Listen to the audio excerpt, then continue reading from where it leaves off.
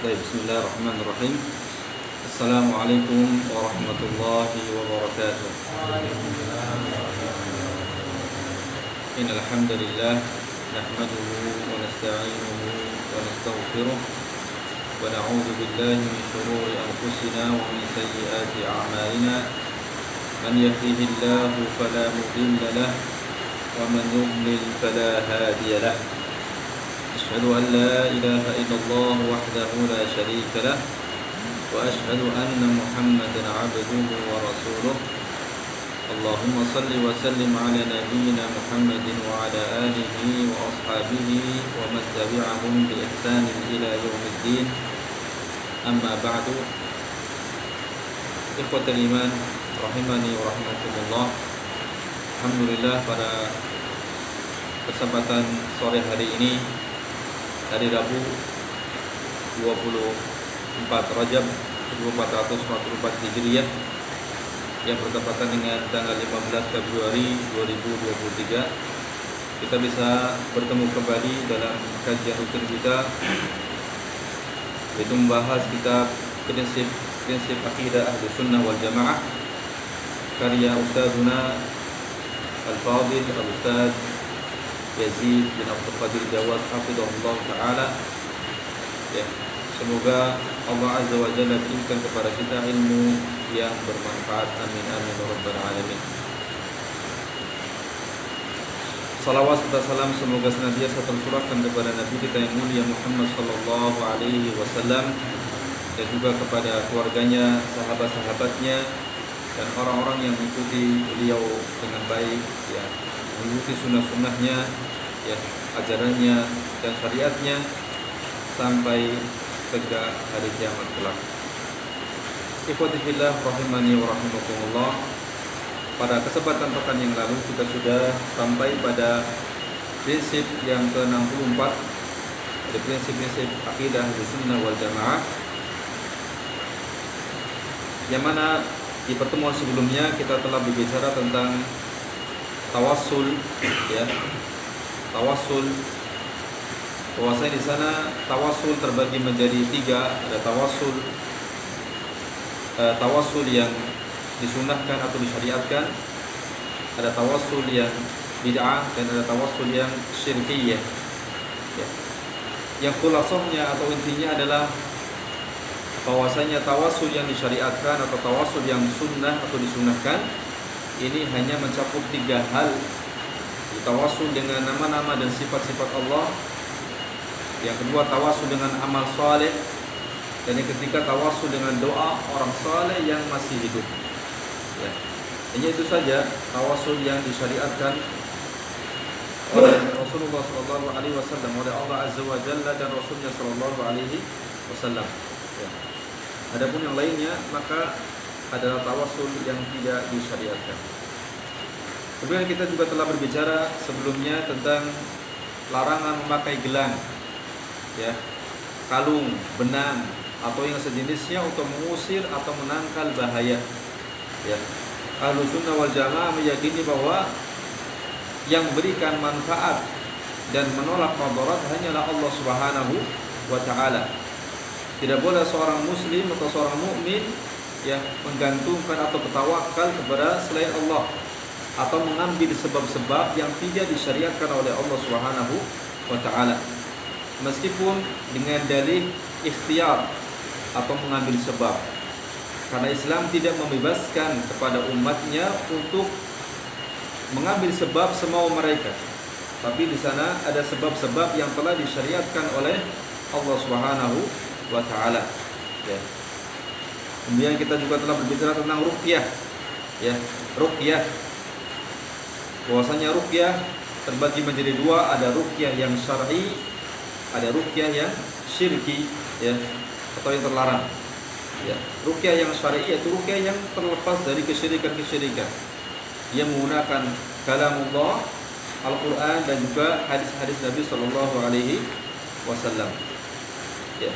Dan juga sebelumnya kita juga telah berbicara tentang tatoyur, yaitu menganggap sial karena suatu, ya. Ini banyak juga terjadi di tengah-tengah masyarakat tentang, ya, tanggal, hari, atau apa yang dia lihat, apa yang tidak disukai dan semacamnya, ya, yang itu semua tidak datang dari agama kita yang mulia.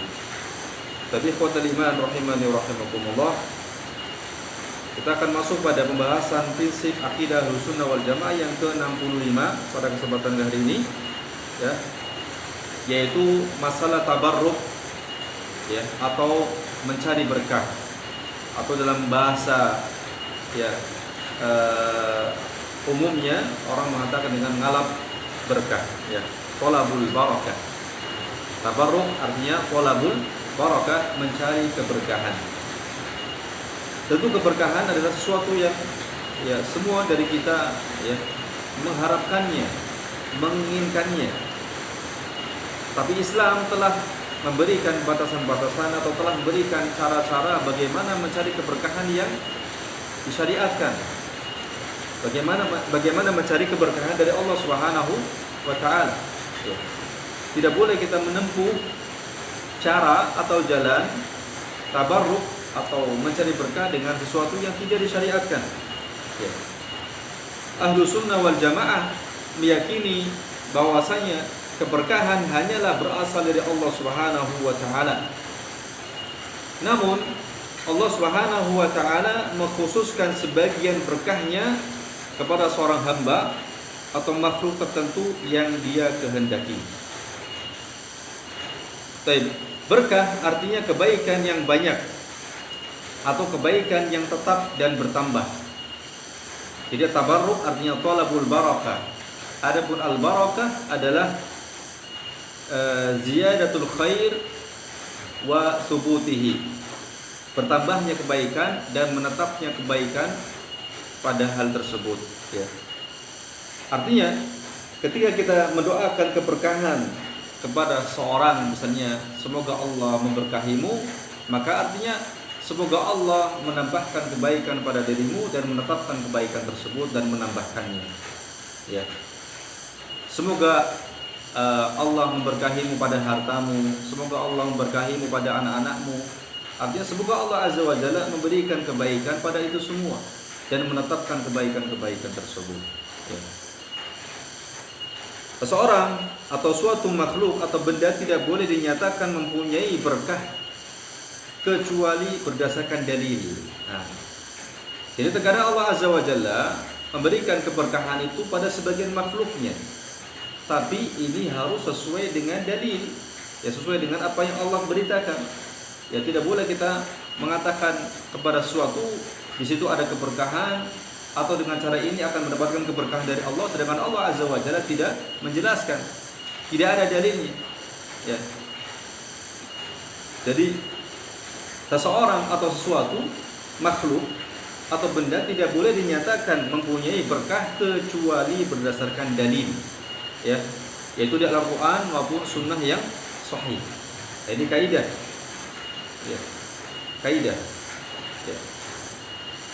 Misalnya Al-Quran dikatakan mengandung berkah apabila dibaca, difahami dan diamalkan, ya, tentu, ya, keberkahan yang banyak ketika seorang muslim membaca, memahami dan mengamalkan Al-Quran, ya.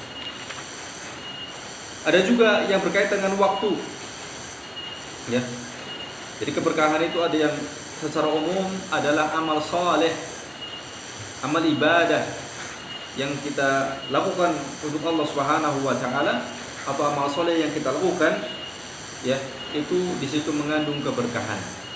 Ya, amal-amal saleh, semua ibadah yang disyariatkan oleh Allah Subhanahu wa taala jika dilakukan oleh seorang hamba, maka itu akan mendatangkan keberkahan dari Allah Subhanahu wa taala. Termasuk membaca Al-Qur'an, mentadaburinya dan mengamalkannya. Termasuk di sana ibadah salat, ibadah puasa, bersedekah dan seterusnya. Semua amal soleh ibadah yang kita lakukan karena Allah Subhanahu wa taala itu ada keberkahan dari Allah Tabaraka wa taala. Dan juga ada waktu-waktu yang mengandung berkah. Ya, ada waktu yang mengandung berkah seperti malam Lailatul Qadar. Ya. Kita tidak boleh menentukan sebuah malam itu mengandung keberkahan kecuali dengan dalil.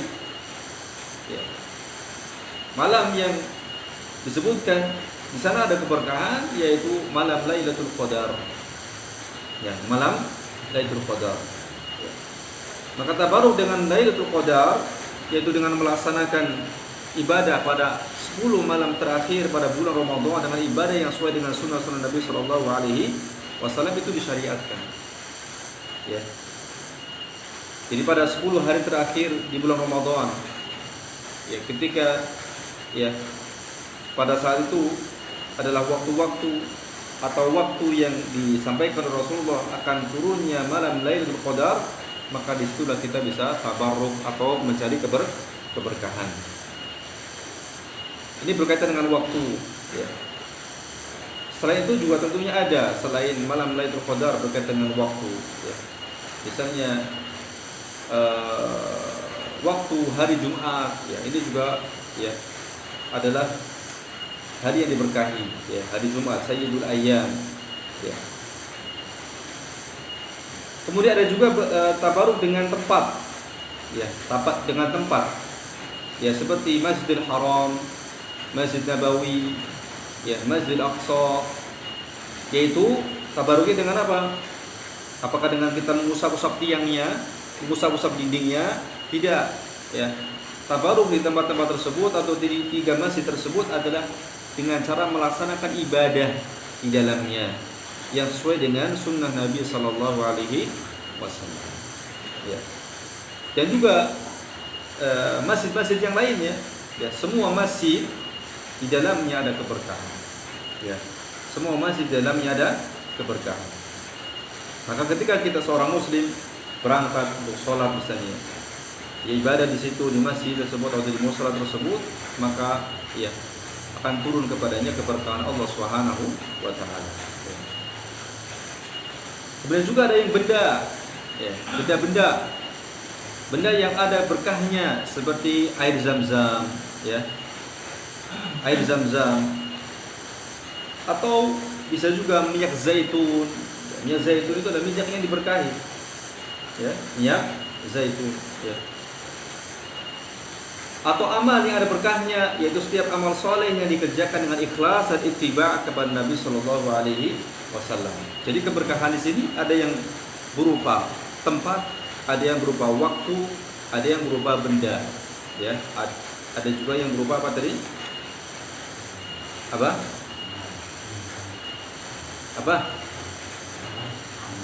Amal, sah, ya. Benda, tempat, amal soleh, ya, dan juga ya waktu, ya. Nah. Tapi itu semua, ya waktu, ya tempat, kemudian waktu, tempat, benda, ya dan semacamnya. Ini semua harus ada nasnya untuk kita mengatakan di sana ada keberkahan. Ya. Adapun tempat-tempat yang tidak ada nasnya atau tidak ada dalilnya yang menjelaskan bahwa di situ ada keberkahan, maka tidak boleh kita katakan di situ ada berkah. Ya. Karena mencari berkah ini tentu berkaitan dengan perkara gaib, ya, yang mana kita tidak bisa menyimpulkan sendiri, ya. Kita sedang berbicara tentang syariat Allah Subhanahu wa taala yang mana kita tidak boleh menerka-nerka, ya. Atau menduga-duga tanpa ilmu. Maka semua kembali kepada dalil Al-Qur'an dan juga sunnah Nabi. Dan secara umum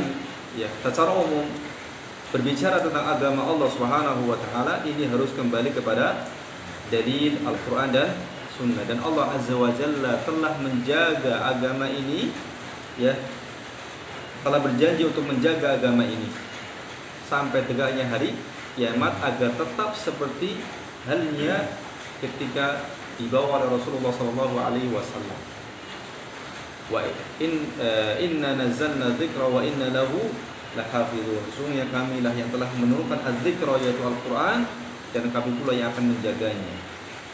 Allah jaga Al-Quran, ya.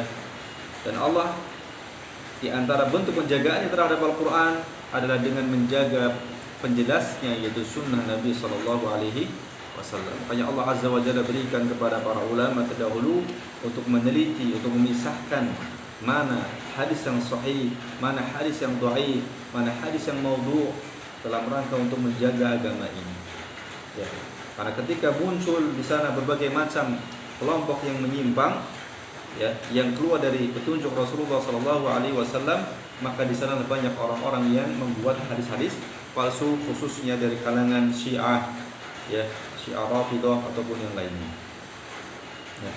Maka kita meyakini, Ahlus Sunnah meyakini bahwasanya dengan dibukukannya kitab-kitab hadis, ya, ini merupakan bentuk penjagaan Allah Subhanahu wa taala terhadap agama ini. Makanya mereka dari dulu, ya, mereka yang berpegang teguh dengan sunnah Nabi Sallallahu Alaihi Wasallam, mereka adalah ahlul hadis, para ahlul hadis, para ahli hadis yang berpegang teguh dengan hadis-hadis Nabi Sallallahu Alaihi Wasallam. Mereka meninggalkan ilmu kalam, ilmu falsafah yang mana itu bukan dari agama Islam. Ya. Tapi kemudian ada sebagian, ya, kaum muslimin yang mengambil ilmu tersebut sehingga kemudian itu semua merusak, ya, tata cara atau pemahaman terhadap agama, memahami nama-nama Allah Azza wa Jalla dan sifatnya yang semacamnya, ya. Tapi mereka yang tetap berpegang teguh dengan hadis, ya, itulah ahlul hadis, ahlul asar, ahlus sunnah wal jamaah, tetap, ya, berpegang teguh dengan apa yang datang dari Nabi Sallallahu Alaihi Wasallam, ya. Seperti itu, ya. Karena kewajiban kita hanyalah ittiba', ya. Apa yang tidak ditanyakan oleh para sahabat kepada Rasulullah Sallallahu Alaihi Wasallam pada saat itu, maka tidak pula kita pertanyakan, ya. Karena syiar kita adalah sami'na wa ata'na, kita mendengar dan kita taat, ya. Pada permasalahan agama ini adalah permasalahan, ya, bagaimana seorang muslim itu, ya, berserah diri menerima, ya, apa yang datang dari Allah Subhanahu wa taala dan Rasulnya tanpa berusaha untuk mengotak-atik dengan akalnya, dengan pikirannya yang lemah. Ya. Maka subhanallah, nikmat yang sangat besar ketika Allah Azza wa Jalla jadikan akal kita tunduk kepada wahyu, tunduk kepada Al-Quran dan juga sunnah Nabi Sallallahu Alaihi Wasallam. Ini nikmat yang luar biasa itu. Kita akan bisa menjalankan agama ini dengan baik, ya, ketika kita tunduk kepada wahyu Al-Quran dan juga sunnah. Seorang mukmin yang beriman kepada Allah dan Rasulnya harus tunduk kepada wahyu, yaitu Al-Quran dan As-Sunnah. Tidak boleh mempunyai i'tiqad atau keyakinan tentang sesuatu kecuali berdasarkan dalil, ya. Karena itu tidak boleh menganggap sesuatu mengandung berkah kecuali dengan dalil. Demikian pula tidak boleh bertabaruk dengan sesuatu, apakah itu berupa pohon, batu, kuburan, binatang atau lainnya, kecuali dengan dalil, ya. Di muka bumi tidak ada satupun kuburan yang mengandung kebarokah. Karena itu tidak boleh tabaruk dengan kuburan atau dengan pohon, batu dan yang lainnya. Ya. Tidak boleh kita bertabaruk dengan sesuatu yang tidak disyariatkan oleh Allah Azza wa Jalla dan Rasulnya. Nah, ini masalah tabarruk. Ini kalau kita, ya, mengamalkan amalan-amalan saleh atau ibadah-ibadah yang disyariatkan oleh Allah Azza wa Jalla dan Rasulnya dan melakukannya dengan ikhlas, maka insya Allah keberkahan akan meliputi kita, ya. Keberkahan akan meliputi kita. Termasuk juga di dalamnya menuntut ilmu, hadir di majelis ilmu, ya. Ini juga akan mendatangkan rahmat dan keberkahan dari Allah Subhanahu wa taala. Bahkan untuk majelis ilmu itu sendiri, ya, ada keutamaan yang lainnya, yaitu diliputi rahmat, kemudian diliputi juga oleh para malaikat, ya. Wasyiyatuhumur rahmah wa hafathumul malaikah. diliputi oleh rahmat dan juga diliputi oleh para malaikat. Hanya saja kita tidak melihat mereka. Baik, kemudian yang ke-66 yang berikutnya dari prinsip akidah Ahlussunnah wal Jamaah adalah permasalahan al-wala dan al-bara. Al-wala dan al-bara. Salah satu prinsip akidah Ahlussunnah wal Jamaah adalah cinta karena Allah dan benci karena Allah. Yaitu mencintai dan memberikan wala, yaitu loyalitas kepada kaum mukminin, dan membenci kaum musyrikin dan orang-orang kafir, serta bara atau berpaling atau berlepas diri dari mereka. Ya. Ini termasuk akidah Ahlussunnah wal Jamaah, atau akidah yang harus dimiliki oleh seorang muslim, yaitu dekat dengan kaum muslimin, loyalitas kepada kaum muslimin, ya, mencintai mereka, dan sebaliknya, ya, berlepas dari kesyirikan, membenci orang-orang kafir, ya, dan berpaling dari mereka, tidak dekat dengan mereka. Al-wala dalam bahasa Arab mempunyai beberapa arti, antara lain mencintai, menolong, mengikuti, dan mendekat kepada sesuatu. Ya. Kemudian al-muwalat, kalimat al-muwalat adalah lawan dari kata al-mu'adat. Ya. Dan juga al-adawah, yang artinya permusuhan. Al-muwalat bentuk loyalitas, bentuk kecintaan, ya. Adapun al-mu'adat bentuk permusuhan, bentuk menjauhi. Al-muwalat untuk kaum muslimin, yang kita berikan kepada kaum muslimin, apapun latar belakang mereka, ya, tentu dengan batasan-batasan yang telah disyariatkan oleh Allah Subhanahu wa taala, ya. Adapun al-mu'adat, ya, atau al-adawah, kita berikan kepada para orang kafir, ya, musuh-musuh Islam. Adapun secara terminologi syariat Islam atau secara istilah syariat Islam, al-wala berarti penyesuaian diri seorang hamba terhadap apa yang dicintai dan diridhoi oleh Allah, berupa perkataan, perbuatan, kepercayaan, dan orang yang melakukannya. Yakni seorang muslim dalam masalah cinta dan benci, ya, itu harus menyesuaikan diri dengan apa yang dicintai dan diridhoi oleh Allah. Begitu. Apa yang dicintai dan diridhoi oleh Allah, maka kita wajib mencintai dan meridhoinya. Dan apa yang dibenci dan tidak diridhoi oleh Allah, maka wajib kita membenci dan tidak meridhoinya. Jadi kita mengikuti, ya, Allah Azza wa Jalla, ya, menyesuaikan diri, ya. Jadi kita dalam hal ini membenci atau mencintai, kita lihat apa perintah Allah. Jika Allah merintahkan kita mencintai, maka cintai. Jika tidak, maka tidak.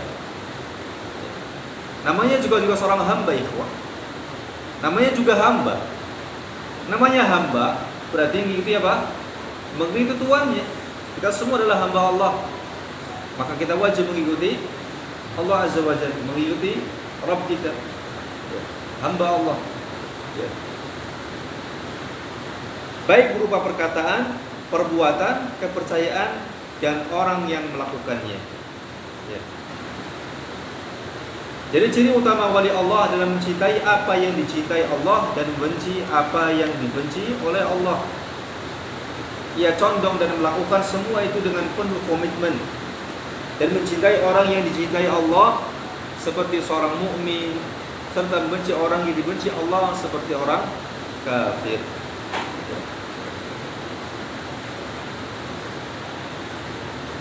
Adapun al-bara dalam bahasa Arab, ya, dalam secara bahasa artinya antara lain menjauhi, membersihkan diri, melepaskan diri, dan memusuhi.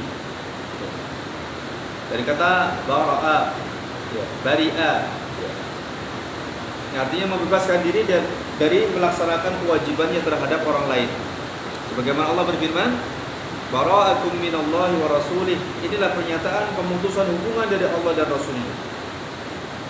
Maksudnya yaitu membebaskan diri dengan peringatan tersebut. Ya. Membebaskan diri dari orang-orang kafir, orang-orang musyrik. Membebaskan diri dari peribadatan kepada selain Allah. Ya. Adapun secara istilah syariat, al-bara berarti penyelesaian diri seorang hamba terhadap apa yang dibenci dan dimurkai oleh Allah berupa perkataan, perbuatan, keyakinan dan kepercayaan serta orang. Ya. Jadi ciri utama al-bara adalah membenci apa yang dibenci oleh Allah secara terus-menerus dan penuh komitmen. Ya. Maka cakupan makna al-wala adalah apa yang dicintai oleh Allah, sedangkan cakupan makna al-bara adalah apa yang dibenci oleh Allah. Maka di sini kita perlu menuntut ilmu atau belajar apa yang dicintai oleh Allah dan apa yang dibenci oleh Allah. Kita tidak akan bisa melaksanakan akidah al-wala dan al-bara ini kalau kita nggak belajar. Kalau kita tidak belajar, ya. Bagaimana kita akan tahu ini sesuatu yang dicintai oleh Allah, ini sesuatu yang dibenci oleh Allah? Kalau kita nggak belajar, maka di sini perlunya kita mengetahui apa yang dicintai oleh Allah dan apa yang dibenci oleh Allah Subhanahu wa Ta'ala. Ya.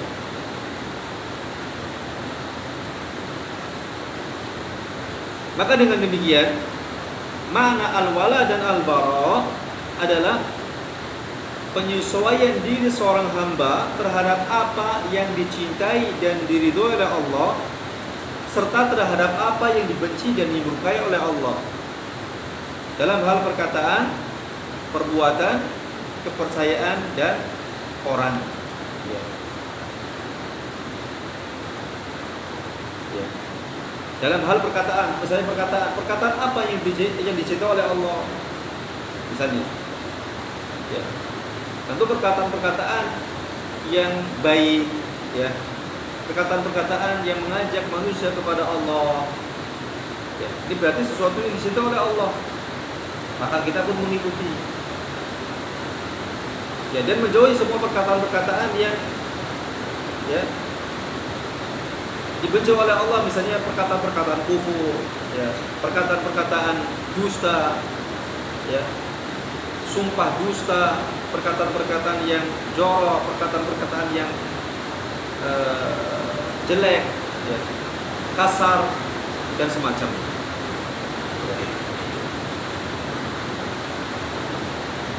Dan ucapan sebaik-baik ucapan yang dicintai oleh Allah Azza wa Jalla adalah ucapan la ilaha illallah, kalimat tauhid. Allah Azza wa Jalla mencintai kalimat tauhid la ilaha illallah. Maka kita pun mencintai kalimat tauhid la ilaha illallah. Ya. Dan juga berupa perbuatan, ya. Perbuatan seperti, ya, misalnya salat, puasa, zakat, ya, dan juga amal-amal ibadah yang lainnya ini dicintai oleh Allah, maka kita pun mencintainya. Ya.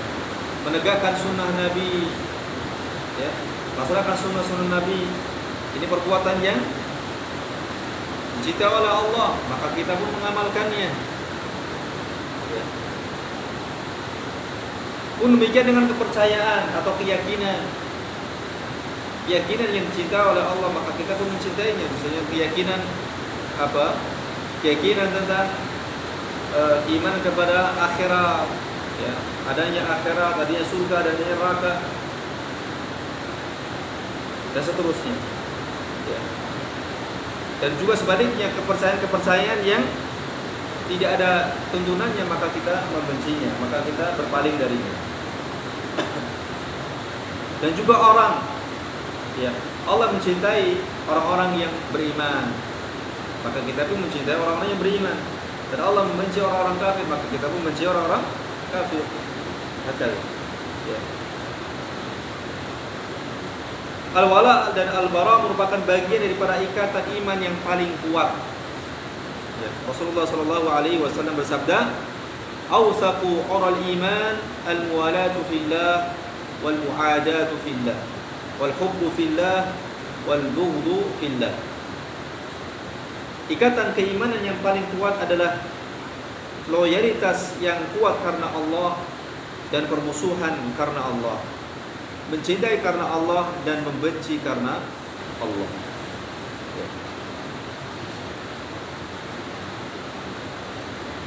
Loyalitas kepada orang Islam tidak menafikan adanya bara atau berlepas diri dari perbuatan-perbuatan mereka yang melanggar syariat. Ini perhatikan, ya. Naam, seorang muslim yang masih melakukan pelanggaran-pelanggaran syariat, apakah itu perkara-perkara yang baru dalam agama ataupun perkara-perkara maksiat, maka mereka mendapatkan dua hak. Hak loyalitas, hak kecintaan dari kita di satu sisi, dan sisi lainnya mereka juga berhak mendapatkan al-bara dari kita atau berlepas diri dari kita. Ya. Adapun mereka, para nabi, para rasul, ya, para malaikat misalnya, atau para sahabat bahkan, maka mereka hanya berhak mendapatkan dari kita apa? Al-wala, al-hub, al-mahabbah. Tidak boleh kita membenci mereka. Ya. Tidak boleh kita membenci mereka sama sekali. Adapun orang-orang kafir, orang-orang musyrik, maka mereka berhak mendapatkan dari kita al-bara, al-muadat, permusuhan, kebencian secara utuh. Jadi manusia terbagi menjadi tiga. Ada yang harus kita berikan loyalitas kita 100%, seperti para nabi dan rasul, ya, dan juga tentu para sahabat, ya, sepeninggal mereka. Adapun para sahabat ketika di zaman itu yang melakukan perbuatan maksiat, maka itu haknya manusia di zaman itu untuk memberikan al-bara atau al-muadat, ya.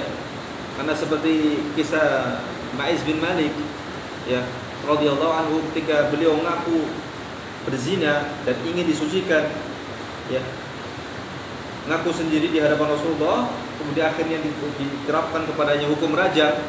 Setelah itu para sahabat berselisih menjadi dua pendapat, ya. Ada yang mencelaknya, ya, ada yang memujinya.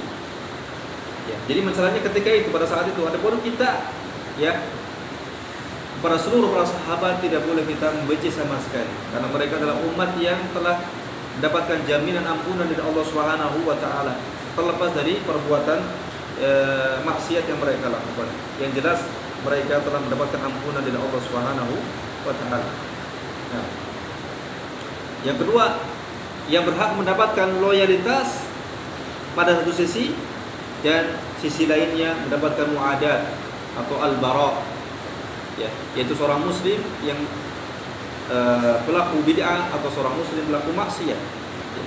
Maka di satu sisi kita mencintainya karena dia seorang muslim, di sisi lainnya, yang lainnya kita membencinya karena perbuatan dia menyelisihi syariat, ya. Mungkin sama kita mungkin juga seperti ini, ya. Ada satu hal misalnya dari seorang ahlu sunnah, ya, dari satu sisi kita tidak suka dengan perbuatan ininya, ya. Kita berlepas diri dari perbuatan ininya, perbuatan yang menyimpang ini, ya.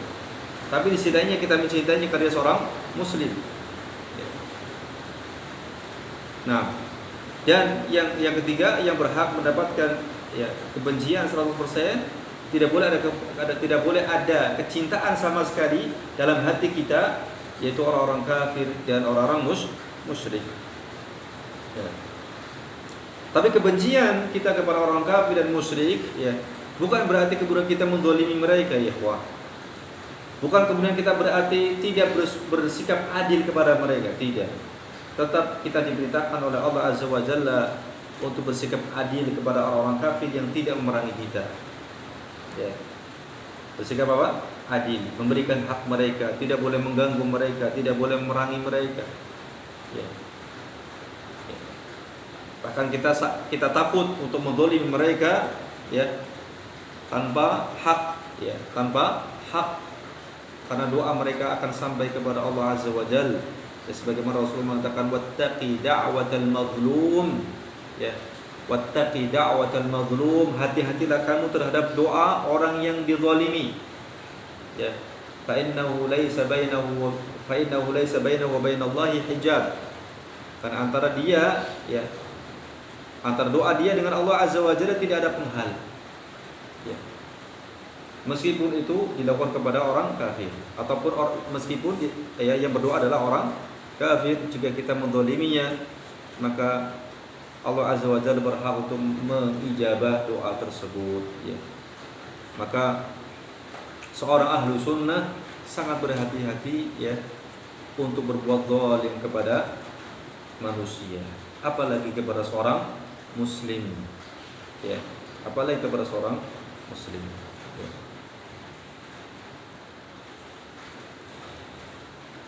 Begitu pula bara berlepas diri dari orang kafir tidak menafikan bolehnya bermuamalah dengan mereka menurut batas-batas syariat, sebagaimana yang dilakukan Rasulullah SAW dan para sahabatnya. Para Rasulullah dan para sahabatnya masih bermuamalah dengan orang kafir, jual beli, sewa menyewa ya.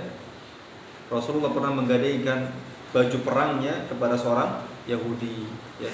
Ali bin Abi Thalib pernah mengambilkan air untuk seorang perempuan Yahudi, kemudian diganti dengan beberapa butir kurma setiap satu embernya gitu. Ya. Nah, ya. Jadi seperti itu. Jadi kalau kita memahami agama ini dengan secara komprehensif atau secara menyeluruh, maka kita akan mendapat betapa adilnya agama Islam. Betul-betul agama Islam itu adalah rahmatan lil alamin. Kita beramar ma'ruf nahi munkar itu kewajiban. Ya, beramar ma'ruf nahi munkar. Ketika kita mendapati kaum muslimin melakukan kesalahan, penyimpangan terhadap ajaran agamanya, kita berikan nasihat. Kita beramar ma'ruf nahi munkar. Tapi bukan berarti kemudian kita bersikap anarkis atau kita bersikap memaksakan diri, tidak. Karena kewajiban kita hanyalah menyampaikan. Kata Allah Azza wa Jalla kepada Rasulnya, wa inna ma'alaikal balagh. Sesungguhnya kewajiban wahai Muhammad hanyalah menyampaikan. Adapun urusan kemudian mereka mengikuti atau tidak, itu semua kembali kepada hidayah taufik dari Allah Subhanahu wa taala. Maka sangat keliru ya sebagian sikap kaum muslimin yang mengatakan atau menghukumi mereka yang berdakwah di jalan Allah, beramar ma'ruf nahi munkar sebagai biang perpecahan di tengah-tengah umat. Ini keliru ya. Karena hakikatnya mereka yang mendakwahkan ya manusia untuk kembali kepada jalan Rasulnya Muhammad SAW, hakikatnya adalah ya orang-orang yang ingin menyatukan kaum muslimin ya kembali kepada jalan Rasulnya Muhammad SAW. Karena Islam datang yang dibawa oleh Rasulullah satu ya, satu, yaitu ajarannya satu, Rasulullah SAW ya. Tapi kemudian berjalannya dengan waktu ya terjadilah penyimpangan dan itu sudah disampaikan oleh Rasulullah SAW dalam hadisnya yang sahih tentang perpecahan umat menjadi 73 kelompok. Maka kita berusaha ya ikhwan, kita berusaha untuk menetapi satu kelompok, satu golongan yang disampaikan oleh Rasulullah SAW, yaitu mereka yang dikatakan oleh beliau ma ana alaihi wa ashabi, ma ana alaihi wa ashabi. Mereka adalah orang yang berdiri di atas apa yang aku yakini dan juga para sahabat, berpegang teguh dengan apa yang diyakini oleh Rasulullah dan para sahabatnya. Ini jalan keselamatan ya, jalan keselamatan itu. Maka mudah-mudahan Allah Azza wa Jalla memberikan as-sabat, memberikan keteguhan, memberikan kekuatan kepada kita semua agar ya bisa memegang teguh ya nikmat ini, nikmat berada di atas sunnah ya, dan di atas Islam dan juga di atas sunnah Nabi Sallallahu Alaihi Wasallam. Ya. Saya kira ini saja dulu pembahasan kita pada sore hari ini, mudah-mudahan bermanfaat dan terus kita saling mengingatkan ikhwah ya, dengan kita hadir di majelis ilmu kita saling mengingatkan ya, kita saling motivasi karena kita ini lemah ya, lemah. Kalau seorang itu sudah jauh dari majelis ilmu ya, ini lama-lama bisa futur. Lama-lama bisa apa? Bisa futur. Ya. Sembari terus kita menata niat kita, sembari terus kita menata hati kita, ya, karena hati itu terus berbolak-balik. Bahkan dalam satu majelis niat itu bisa berubah-ubah. Maka terus kita perbaiki, ya, niat-niat kita agar duduknya kita di majelis ilmu, ya, mendapatkan keberkahan dari Allah Subhanahu wa taala. Ya, hadani Allah wa iyyakum ajma'in. Wa sallallahu ala nabiyyina Muhammad wa ala alihi wa sahbihi wasallam wa akhiru da'wana alhamdulillahi rabbil alamin. Wallahu a'lam bissawab. Wassalamualaikum warahmatullahi wabarakatuh.